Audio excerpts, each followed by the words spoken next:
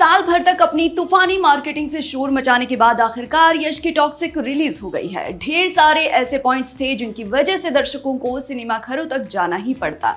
Rocking star यश का double role, 5 काबिल actresses और गीतू मोहनदास जैसी कमाल की डायरेक्टर का डायरेक्शन।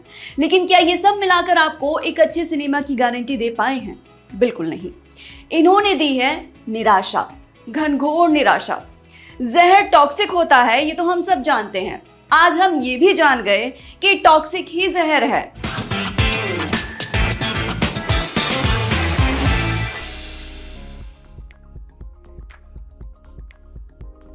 वैसे तो कहानी क्या है, इस बात से मेकर्स को ही फर्क नहीं पड़ा है, तो हम आप इस पर सिर धुन कर भला क्या ही कर लेंगे।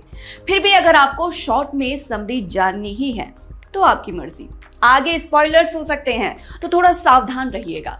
टॉक्सिक कहानी है राया नाम के गैंगस्टर की, जो ट्विस्टेड माइंड का जिंदा एग्जाम्पल है, जो बाहर की दुनिया से कम और अपने अंदर के राक्षस से ज्यादा लड़ रहा है। उसकी जिंदगी में कुछ एक महिलाओं ने बहुत प्रोमिनेंट असर छोड़ा है और राया ने उन तमाम महिलाओं को कहीं का नहीं छोड़ा, भले ही वो उसकी पत्नी हो, प्रेमिका हो, दुश्मन हो या फिर बहन हो। सब इमोशनली राया के हाथों जाया हुई हैं। फिर इस कहानी में आप गोवा के ड्रग लॉर्ड्स डाल दीजिए, कैसीनोज की काली दुनिया डाल दीजिए, एक बेटे का बदला डाल दीजिए, अटपटे सेक्स सीन्स मिक्स कर दीजिए और ढेर सारा खून खराबा भी मिला दीजिए। तो इस सिनेमा मंथन से जो हलाहल निकलता है वही है टॉक्सिक, एक बेहद जहरीली फिल्म जिसका कोई सेंस किसी सेंस में नहीं बनता।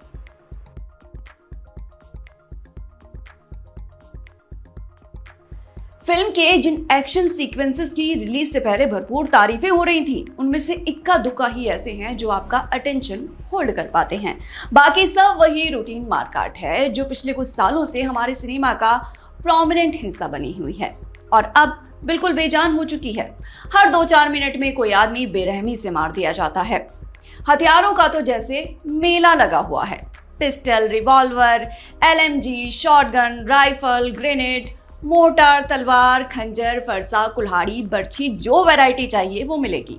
गोला बारूद तो इतना खर्च हुआ है पूरी फिल्म में कि छोटे देशों की एक आध बैटल आराम से निपट जाती। और कमाल की बात यह है कि हमारा हीरो अमर है। वो बरसती हुई गोलियों और फटते हथगोलों के बीच यूं सुरक्षित रहता है जैसे PM केयर फंड में जनता का पैसा। आपदा चाहे जैसी भी हो, उसे कुछ नहीं होना। ऊपर से हर दूसरे सीन में वो स्लो मोशन में चल रहा है। ना उसका स्वैग खत्म हो रहा है, ना बैकग्राउंड म्यूजिक का शोर खत्म हो रहा है, ना ही फिल्म खत्म हो रही है। 3.25 घंटे तक बस यही सब चलता रहता है। फिर अचानक आपको याद आता है कि मेकर्स ने तो पहले ही चेतावनी दे दी थी, फिल्म का नाम ही टॉक्सिक रख दिया था। अब आपने हिंट नहीं पकड़ा, ये आपकी गलती।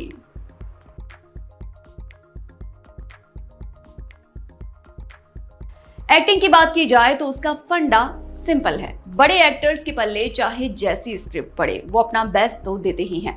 यश ने हमेशा की तरह एक पावर पैक्ड परफॉर्मेंस दी है, बस स्क्रीन प्ले ही उनका साथ नहीं देता। तो वो क्या करें, अपने दोनों ही रोल में उन्होंने उम्दा काम किया है। खास बात ये है कि दोनों ही किरदार एक दूसरे से बिल्कुल अलग नजर आते हैं। ये बैलेंस अच्छा साधा है यश ने। क्लाइमैक्स से पहले उनके डबल रोल से जुड़ा एक मेजर ट्विस्ट सामने आता है। वो कुछ मिनट्स फिल्म के सबसे अच्छे मिनट्स हैं। उन्हीं लम्हों में थोड़ा सा लगता है कि फिल्म कुछ कहने की कोशिश कर रही है, वरना ज्यादातर वक्त रॉयल मैस ही लगती है। नयनतारा ने गंगा के रोल में अच्छा काम किया है। उनके एक्शन सीन्स अच्छे हैं और उन्हें देखकर जवान की याद आती है। कियारा आडवाणी कुछ कुछ जगहों पर भली लगी हैं और कुछ कुछ जगहों पर ओवर ड्रामेटिक हुई हैं। कांतारा फेम रुक्मिणी वसंत को ज्यादा फुटेज मिली है और उन्होंने काम भी संतोषजनक किया है। हुमा कुरैशी और तारा सुतारिया ने भी अपने हिस्से भर का दम लगाया है। बाकी कास्ट में याद रखने लायक कुछ खास नहीं है। हाँ, बेजान सहायक कलाकारों ने मस्त काम किया है, जैसे दारू की बोतलें, ड्रग्स, बंदूकें, विंटेज कारें, कब्रिस्तान वगैरह वगैरह। टॉक्सिक देखकर हैरानी होती है कि ये गीतू मोहनदास की फिल्म है। वही गीतू मोहनदास जिन्होंने लायर्स, डाइस और मुथोन जैसी कमाल की फिल्में बनाई हैं। टॉक्सिक में उनका सारा फोकस स्टाइल पर रहा है और इस चक्कर में सब्सटेंस गायब ही हो गया। कई सीन ऐसे हैं जिनका कोई मतलब समझ ही नहीं आता। नायक के इनर कॉन्फ्लिक्ट को पेश करने के लिए उन्होंने इतना वक्त लिया है कि तब तक दर्शकों का इंटरेस्ट ही खत्म हो चुका होता है। कुल मिलाकर टॉक्सिक एक भुला दिए जाने लायक फिल्म है। इसे आप तभी एंजॉय कर पाएंगे जब आप यश के अंधभक्त टाइप के फैन हो, या फिर आपको पर्दे पर बेहिसाब वायलेंस और सेक्स देखने में मजा आता हो, या आपके पास 3.25 घंटे का फालतू वक्त हो। अगर आप इनमें से किसी खाने में फिट नहीं होते तो फिर दूर रहिए।